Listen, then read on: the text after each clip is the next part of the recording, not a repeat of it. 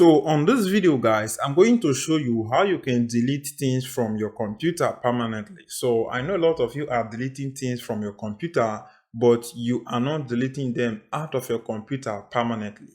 So what I need to do now is to show you how you can delete things, anything at all, out of your computer permanently.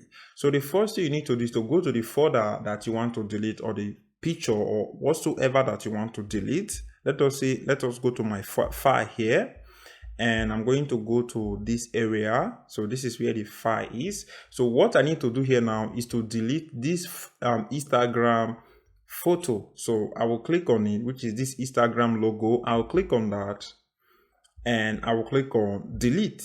As you can see now, it have been deleted, but it have not been deleted permanently. It will be sent to my recycle bin. What I need to do now is to go to my recycle bin.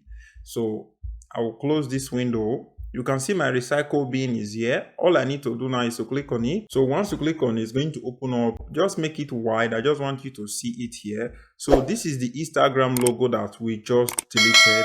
And all we just need to do now is to click on it. And you can click on restore. If I click on restore, it will be taken back to where I deleted it from. But once I come down here, I click on delete, it will ask me if I want to delete this file permanently. You can see, are you sure you want to permanently delete this file? I will say yes. If you don't want to delete it, you can say no. If you want to delete it, you can say yes. I will click on yes. And as you can see, it will permanently be deleted out of my computer. So I will have that space now, and I can put other things on my computer. So that is how you can delete things permanently out of your computer. I will say thank you very much, guys. Only what I will ask from you right now is for you to just hit that like button, subscribe to my YouTube channel. I want you to leave me a like and share this video with your friend. I will see you on my next upcoming video.